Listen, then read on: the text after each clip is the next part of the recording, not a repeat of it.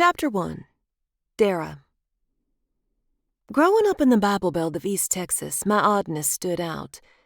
I had this way about me where I pick up on other people's emotions. I read my tea leaves and listen to my gut, my intuition. I guess you'd say I'm an empath. Sometimes I'd even get a vivid vision when I get touched. My mom says I am gifted, and that I get it from her grandmother's side. I've always been a misfit, and growing up here in the Bible Belt hasn't always been easy for me. My younger brother Jason had made life here so much easier since he took up for me a few years ago. When I was at our town park, I was reading my book about sparkly vampires under a nice and cozy shady tree when my brother and his jock pals walked by. "Look, that's the freak my girlfriend was telling us about. Be careful. One look and she'll hex you," Clayton said, mocking me. I had ignored them as usual, but it was the first time my brother ever witnessed anyone messing with me. "Watch your fucking mouth, you ignorant son bitch." Jason went on a rant as he gave Clayton an upper hand punch. Jason knocked him flat on the ground. Clayton was a wannabe rodeo cowboy and football jock. His giant belt buckle caught my eye when he tried to scoot on his ass to back away from Jason's towering form. "That's my sister, and she is not a witch. You will respect her, or I will put my own hex on you and be your worst fucking nightmare. Besides, she can last 8 seconds longer on any bull in this town than you could ever dream of, Clayton. Hands down, Darah can out-rodeo, hunt, and fish you any time. She is more cowboy than you can ever dream to be, and she is a lot prettier doing it, too." Jason spits his chew on the ground next to Clayton's frazzled face. "Just because she is so talented doesn't mean it's magic, you asshole. No one disrespects my sister." Jason stared down the two other dudes, helping Clayton off the ground. "You owe Darah an apology. Now," Jason demanded. I was scared. My heart was pounding. I had never seen my brother that mad or violent before. I was embarrassed, too, my face turning red. I could tell by the heat rushing into my cheeks. "Jason, it's no big deal," I tried to say when my brother cut me off. "Darah, it is a big damn deal." Jason glared at his friends. "He's right, Darah. I am sorry for offending you. I was wrong and it was childish. I don't know you and I had no right to be that mean to you. I am sorry and I hope you can forgive me." Clayton groveled, looking sheepish under my brother's angry gaze. Clayton didn't look me in the eye as he dusted his Wranglers off. His eye was swelling, turning red before my eyes. "It's all good, Clayton. We are good," I insisted, ready for them to leave so I could shake off that whole ordeal. "I'll meet you at the field in a minute. I need to make sure my sister is truly okay." Jason dismissed his pals as they walked away. If they were dogs, their tails would be tucked between their legs. "Darah, I'm so sorry he said that shit to you. I had no idea you have been bullied like this." Jason sat next to me, truly upset on my behalf. "Stop being such a big little brother. You didn't need to go that far. I'm a big girl. I'm used to ignoring them. I can't believe you told them I can ride bulls, you liar." I laughed, trying to diffuse his tension. "Well, you can out-hunt or fish him. Clayton is such a show-off, but he has no real skills. He's getting too big for his britches if he thinks he can treat you like that. You are more cowboy than he can ever be, even if the bull riding was a white lie. He's an idiot. Now that I'm in high school, these fools better stay in check when it comes to you, or I will put them in their place." Jason's eyes turned from anger to tender as he really looked at me. "Darah, you are my big sister. I hate that these asshats don't know you like I do because they would all know that you are unique and wonderful. I'm proud of you." Jason got up, dusted off his jeans, and gave me his Hollywood-worthy smile with those sweet dimples. "I love you too, little bro. See you tonight." After that day, Jason and I had a more grown-up relationship. I still kept it playful, but he truly changed my life. He protected me, and it wasn't long before I was left alone. I will always love him, but for that moment, it will always be a moment close to my heart. Shaking off that pivotal memory, I returned my thoughts to the present. After taking a couple of years off school to work, today was the big day. I graduated high school 2 years ago and helped my parents pay for my brother's sports stuff. He was a big-shot football player in this town. He was about to be 18. I was now 21 and have finally gotten into college. My parents and brother drove me from our East Texas town 5 hours to Austin to drop me off. "Oh, Darah, I am so proud of you." My mom hugged me tightly. My dad then pulled me in for a hug. Darling, this is just the beginning. You have the world at your fingertips. He gave me a sweet kiss on my head. My brother Jason hugged me. Get me tickets to a University of Texas game and make friends. Tell the pretty girls about your hot younger brother, Jason said with a wink. He was 17 going on 30, and some days I think he was more grown up than I was. I doubt I would need to tell any pretty girls about him. They tend to swoon over him naturally. He dreams of playing football for UT, and I am sure he will have his pick of colleges. "Dork," I said as I released his hug. I waved goodbye and watched them drive away in my dad's old Dodge truck.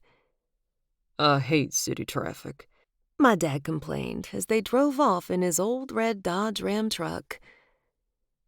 I was so happy and so hopeful in that moment. I'm nervous about adulting alone, but I was here.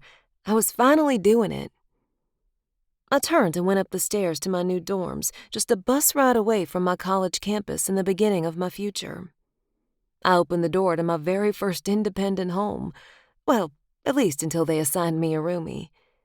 I had a couple of boxes of my stuff on my twin-size bed. It was not much, but it was all I needed. That nervous excitement had me humming in delight. This was all new and extraordinary to me. My cheap cell phone rang, distracting me from my plans to unpack. It was Jason calling me. My heart sank. He just left. Why was he calling me? My anxiety peaked, but I brushed it off and answered. "Miss me already, dork?" I said to my brother as I answered. Darah, it's bad. I heard sirens as Jason, weak and wheezing, said, "I love you," in a croaked whisper. "What? Jason, answer me. What happened?" I heard the noise of people in the background and sirens as I cried into the phone, trying to find out what was happening. I felt utterly hopeless and terrified, waiting for answers. Eventually, after what felt like forever, a first responder picked up Jason's phone. "Hello?" he said in a deep voice. Hello? I'm Darah, Jason's sister," I rattled out with nerves. "He just called me. This is his phone you're talking to me on. Please tell me what happened. Is my family okay?" I asked frantically. "Ma'am, there's been a car accident on IH-35 northbound. There's a pileup of vehicles here. I'm a first responder. We're sending your family to the St. David's South Austin Hospital. Please meet your family there, ma'am." The click of the phone hanging up sent me into a panic. My face was numb, my ears rang, and dread swallowed me whole. I ordered a taxi with my shaky fingers to take me to the hospital. What was it? St. David, that's it. Remember, Darah, think, I chastised myself. St. David, Austin, I kept repeating until I got the ride ordered. This can't be happening, I told myself as I traveled in a cloak of fear to the hospital. I was suddenly in a living nightmare. I waited in a state of shock at that hospital, pacing in the hall outside the seating area that I was directed to. Finally, a doctor approached me and took me to a private room. My heart sank. That can't be good. Private rooms to talk can't be any good. I panicked. I felt the doctor's dread as he faced me. "Ma'am, your family is John Davis, Dana Davis, and Jason Davis?" he asked as he read the names off of his notes. "Yes, sir. Please, tell me they are alive," I begged with tears, fearing my radar was picking up the wrong message. Unfortunately, ma'am, they were found deceased at the scene. We have a counselor available. All three of them? Are you sure? Can you double-check? This had to be a mistake. This couldn't be real. I am sorry, ma'am. All three are confirmed dead. They have passed away. No! I cried as I ran away from him and out of the hospital. I ran into a new, unthinkable reality. One where I was no longer myself, just a shadow of who I was meant to be. Grief had taken my whole heart and left me empty and alone. The little money I had saved was gone. I used it to cremate my family. I couldn't even afford to buy a permit to spread their ashes, much less get a headstone or plot. I chose to spread their ashes illegally at the Botanical Gardens in Austin. I asked, but it wasn't allowed. I like the Japanese garden part of the Botanical Gardens, so I spread them there, and I go there to visit them. My parents had no will. The rancher they rented from quickly moved a new ranch hand and his family in. I couldn't get back to East Texas to sort through their affairs. My brother's coach packed up our trailer and stored our stuff in an empty Connex cargo container on his property. He said I could get it any time. In the meantime, he would keep it safe. Paying my rent after all the expenses of the funeral cremations was just not a possibility. I was in no shape for school or work. With the last of my money, I bought a tent and moved to the streets. I needed to grieve, pull myself together, and find a job. I woke with a start. I looked around the tent I was sleeping in, trying to calm my pounding heart. I wiped the sweat off my forehead with the sleeve of my sweatshirt. Then I grabbed my half-drank bottle of Gatorade and finished it off. Taking a deep breath, I settled back into my sleeping bag and tried to fall asleep again. Even though I wasn't in the accident, every time I dreamed, I saw it as if from my brother's perspective. I could see the metal crushing in like a tin can, the glass shattering, smell the smoke of the damaged engine and the road tar. The taste of copper blood was the worst. I have relived that event nightly since the crash. My brother's last memory was imprinted into my brain, a miserable way to be haunted by him. Guilt and grief were all I knew. I was struggling to be better, to be what would make my family proud of me. It had been 6 months, but it was all still so raw. I knew I needed to stop this wallowing and get myself right. I felt them watching me, and I know I made them sad. I was gifted an annual gym membership as a farewell gift from the rancher's wife, Miss Anna. She wanted to treat me, but told me to keep it between her and me that she got me the membership.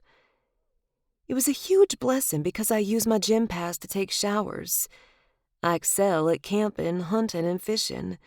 I can work on a ranch. Getting dirty is what I do, but I need my daily bath. It's just a thing for me to get clean. My membership was about to expire, though.